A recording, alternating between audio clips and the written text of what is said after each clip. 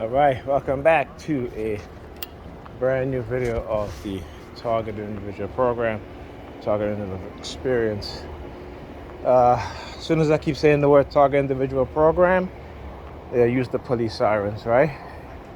Just to let you guys know that this is a program and exposing it is what they don't want. The hand signal. All right. Whenever they start doing certain hand signals, it's like, oh, your video is not doing anything. I'm like, really? Okay. Well, I'm gonna keep doing it anyway. See, one thing is that when these criminals are committing acts against TIs, when they're engaging in this psyops, right, is to make you feel or believe or think that exposing them isn't going to do anything, right? Because they're all powerful, almighty, right?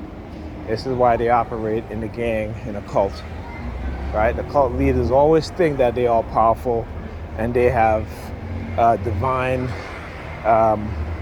authority given to them by God. That's all cult leaders, right? Whether it be religious cults, whether it be organizations, right? Even governments, right? They most destructive cults and their leaders believe that they are engaging in divine rule, divine actions. Don't matter how criminal whatever criminality they're engaging. They all think like that. That's how they think, right? And it's the way how they operate, right? Cults operate in a certain manner.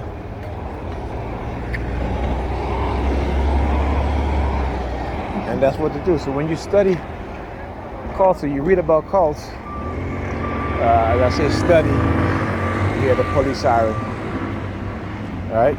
It shows you how they try to destroy your mindset so that you cannot study anything, right? So they try to dumb you down. And people are okay with that. People are totally okay with that, right? Because again, the notion that you're exposing them, and remember, not America, but black people are highly religious. So you can manipulate them in every way. That's why you hear the rabbis talking about I have a message for black people. It's supernatural, right? This is where you have financial institution talking about our finance, our economy, black girl magic, right? Meaning they're a black woman ability to spend money.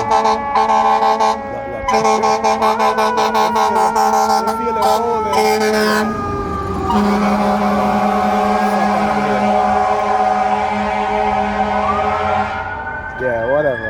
Look. Like, where you going, bro? You're on the wrong side of the damn street. Look. And they do this shit on purpose, right? You're on the wrong side of the damn street. I mean, it's when you hear the siren just to pull over to the side of the street, that's your direction, not the opposite side, dumbass. You see what I'm saying? They get so damn confused when they're targeting, when that noise break up that at times, and that noise break up that conditioning, they don't know what to do. Oh, look at this dude. He's in Excuse me, do you mind trying to get over here? Yeah. All right? Okay. Yeah, man. All right. So the little bit of show of authority of the displeasure. This is what they do. Right? Again, I've studied these programs very well. Ain't nothing that they do surprise me. right? And like I said, if you don't learn,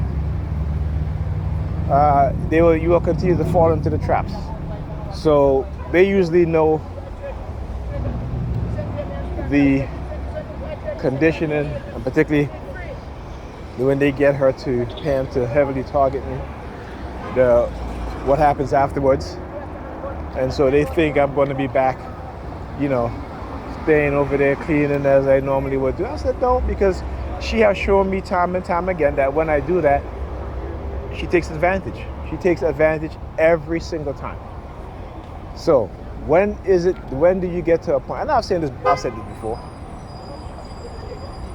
but what's different this time is that she has shown me that she will be in cahoots with them in order to make me homeless, to deplete whatever little bit of financial resource I may have, to totally exhaust it, and then engage in a behavior in which I have to spend money when she know I don't have it. Okay? And that right there is, I could deal with all the targeting that she does, but when she showed me that she's in cahoots with these criminals in order to take away my disability, right? Because see, this is what these evil mother effers they do, and this is how I said a lot of black women, when they want to talk about, they want a man. No, that's not what they want. That's how they're programmed to think, right? But if you're engaging in behavior to manipulate your children's father to, destroy his whatever little bit of financial resource he may have or get, his mindset, his mental state, because you are highly narcissistic, you're vindictive, you're conniving, right? You're manipulative, right? And you're doing this to a person that again care about you, who for years tried to get through to you, to talk to you, right? Who brought their concern to, certain family members to talk to you. And instead of them talking to you, and they see for themselves, they'll tell you, oh, he doesn't care.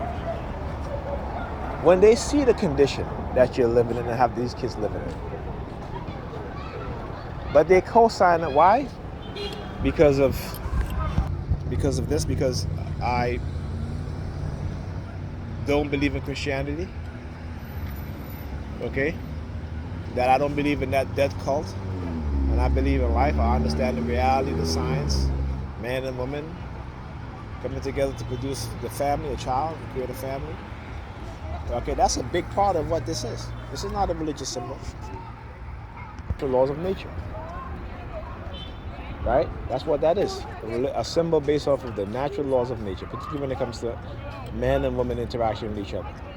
The divine feminine and masculine coming together to create life, create the resurrection of both. Okay? Your children are your legacy. Your children are you. Your children carry you within their DNA and every generation before you.